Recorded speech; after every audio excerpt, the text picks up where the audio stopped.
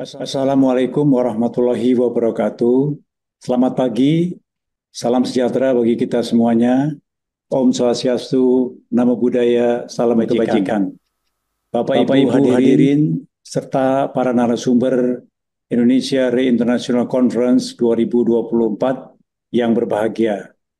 Pertama-tama, marilah kita panjatkan puji syukur kehadirat Allah Subhanahu wa Ta'ala, Tuhan yang Maha Kuasa, atas berkah dan rahmat-Nya sehingga kita bisa berkesempatan untuk hadir dan berkumpul dalam acara siang hari ini dengan topik Accelerating Transformation in Insurance Industry, Driving Growth, Strengthening Resilience.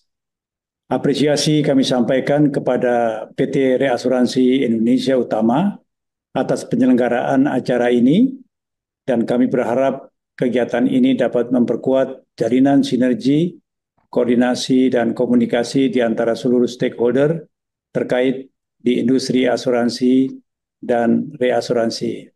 Bapak Ibu hadirin yang berbahagia, berdasarkan data bulan Mei 2024, diketahui bahwa secara agregat aset industri asuransi mencapai 1.120,57 triliun rupiah atau tumbuh positif sebesar 1,30% year on year. Selanjutnya dilihat dari asuransi komersial, asuransi jiwa konvensional mencatatkan aset sebesar 583,94 triliun rupiah, untuk aset asuransi jiwa syariah sebesar 33,19 triliun rupiah. Sedangkan asuransi umum dan reasuransi konvensional mencatatkan aset sebesar 271,74 triliun rupiah, untuk aset asuransi umum dan reasuransi syariah sebesar 12,12 triliun rupiah. Berikutnya di sisi premi dan klaim per Mei 2024 juga mengalami pertumbuhan positif. OJK mencatat pertumbuhan premi sebesar 7,93% year on year, yaitu mencapai 210,44 triliun rupiah. Pada sisi klaim tercatat pertumbuhan 9,95% year on year, yaitu mencapai 166,11 triliun rupiah. Reasuransi memiliki peran yang penting dari ekosistem sektor industri asuransi, yaitu dalam mendukung mekanisme penyebaran risiko yang ditanggung atau dikelola oleh perusahaan asuransi, menjaga kinerja keuangan dan solvabilitas perusahaan asuransi dari dampak volatilitas klaim yang besar, mengoptimalkan kapasitas permodalan dan kemampuan akseptasi risiko, serta menyediakan backup untuk mendukung pengelolaan risiko katastrofik. Selain dari penyediaan dukungan transfer risiko yang diasuransikan, perusahaan reasuransi juga berperan sebagai counterpart yang menyediakan berbagai fungsi strategis bagi perusahaan asuransi, yaitu review atas kesesuaian dukungan reasuransi yang sedang berjalan, pengembangan desain dukungan reasuransi yang ideal, penyediaan data statistik sebagai salah satu dasar perhitungan premi, penelitian dan pengembangan produk asuransi, dan knowledge sharing. OJK menilai bahwa peran reasuransi domestik perlu lebih dioptimalkan untuk mendukung pertumbuhan dan perkembangan sektor industri asuransi nasional. Data statistik menunjukkan bahwa proporsi premi reasuransi ke luar negeri terhadap total premi reasuransi pada tahun 2022 mencapai 34,8%. Berikutnya pada tahun 2023, proporsi tersebut meningkat mencapai 38,1%.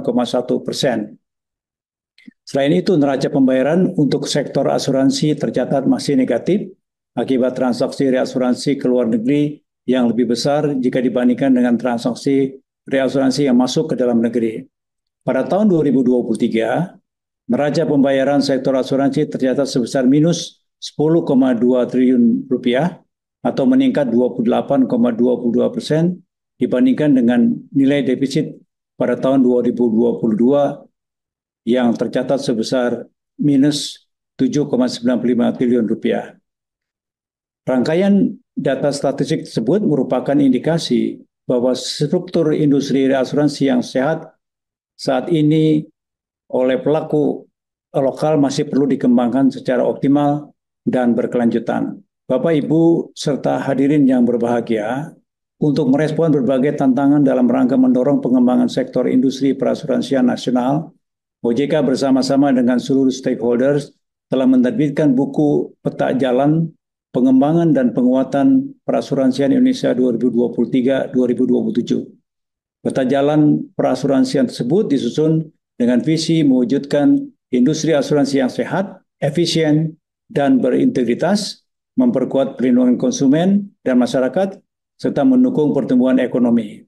Selain itu, terdapat target makro yaitu peningkatan penetrasi dan densitas asuransi pada tahun 2027.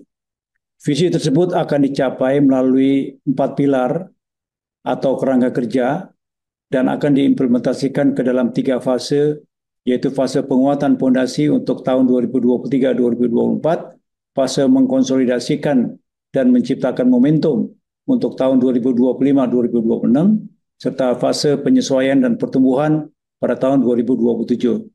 Selanjutnya, pilar atau kerangka kerja tersebut diturunkan ke dalam program-program strategis sebagai pendukung pencapaian peta jalan yang akan dievaluasi capaiannya dengan menggunakan beberapa indikator. Bapak, Ibu, serta hadirin yang berbahagia, program strategis peta jalan mengenai reasuransi diantaranya terdapat pada fase 1 dan fase 3, yaitu pada fase 1 penguatan kelembagaan perusahaan asuransi dan reasuransi melalui penguatan permodalan, merger, konsolidasi, dan pengelompokan perusahaan asuransi sesuai ketentuan serta penguatan dari sisi penguatan reasuransi. Berikutnya pada fase 3 yaitu penguatan reasuransi dalam negeri dari segi kapasitas. Program ini memiliki indikator keberhasilan yaitu peningkatan kapasitas reasuransi dalam negeri melalui penguatan permodalan dan kompetensi dalam pengelolaan risiko dan penurunan defisit neraca perdagangan yang terkait dengan aktivitas reasuransi. Bapak, Ibu, serta hadirin yang berbahagia, sebagaimana tercantum pada peta jalan perasuransian, penguatan pengaturan termasuk di dalam salah satu pilar pengembangan dan penguatan perasuransian. Pada tahun 2023, OJK telah menerbitkan 10 peraturan OJK dan 4 SEOJK. 8 POJK diantaranya merupakan amanat dari Undang-Undang P2SK. Pada tahun 2024, OJK sedang memproses 10 POJK, 3 SEOJK, di mana 7 POJK diantaranya merupakan amanat Undang-Undang P2SK. Selanjutnya pada tahun 2025, OJK merencanakan akan menerbitkan 9 POJK dan 9 SEOJK. 3 POJK merupakan pendukung peraturan pemerintah. Selanjutnya, dalam rangka memperkuat kapasitas industri bagi pelaku usaha baru atau new entry, maupun peningkatan ekuitas minimum bagi pelaku usaha yang telah mendapatkan izin usaha. Untuk perusahaan yang akan mengajukan pendirian disyaratkan modal disetor sebagai berikut: perusahaan asuransi 1 triliun rupiah, perusahaan reasuransi 2 triliun rupiah, perusahaan asuransi syariah 500 miliar rupiah, perusahaan reasuransi syariah 1 triliun rupiah. Ekuitas minimum bagi perusahaan yang telah mendapatkan izin usaha terbagi menjadi 2 tahap. Tahap pertama dengan jangka waktu penyesuaian paling lambat 31 Desember 2026, yaitu sebagai berikut: 250 miliar rupiah bagi perusahaan asuransi, 500 miliar rupiah bagi perusahaan reasuransi, 100 miliar rupiah bagi perusahaan asuransi syariah, dan 200 miliar bagi perusahaan reasuransi syariah. Tahap kedua dengan jangka waktu penyesuaian paling lambat 13 Desember 2028 dilakukan berdasarkan pengelompokan perusahaan dengan ketentuan: pertama, kelompok perusahaan perasuransian berdasarkan ekuitas atau KPPE 1, yaitu 500 miliar rupiah bagi perusahaan asuransi, 1 triliun rupiah bagi perusahaan reasuransi, 200 miliar bagi perusahaan asuransi syariah, dan 400 miliar rupiah bagi perusahaan reasuransi syariah. Kedua, kelompok perusahaan perasuransian berdasarkan ekuitas KPPE 2, yaitu 1 triliun rupiah bagi perusahaan asuransi, 2 triliun rupiah bagi perusahaan reasuransi, 500 miliar rupiah bagi perusahaan asuransi syariah, dan 1 triliun rupiah bagi perusahaan reasuransi syariah. Berdasarkan pemenuhan ekuitas tahap kedua, dibedakan menjadi dua kelompok perusahaan perasuransian berdasarkan ekuitas, yaitu KPP 1 dan KPP 2.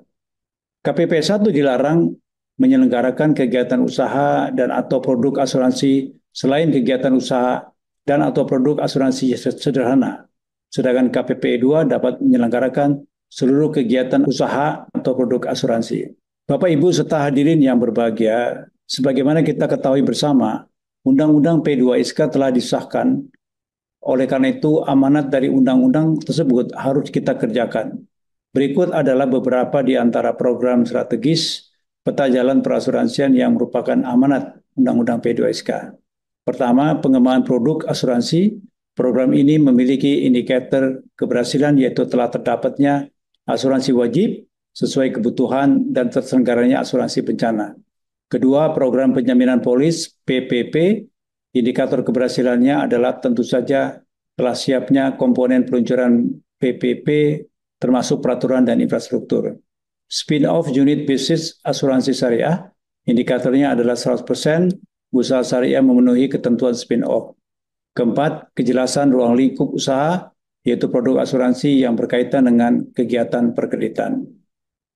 Bapak, Ibu, serta hadirin yang berbahagia, akhir kata, semoga konferensi ini dapat berjalan dengan lancar dan kami berharap kegiatan ini dapat menghasilkan insight dan masukan yang konstruktif dalam mewujudkan industri perasuransian yang sehat dan berkelanjutan.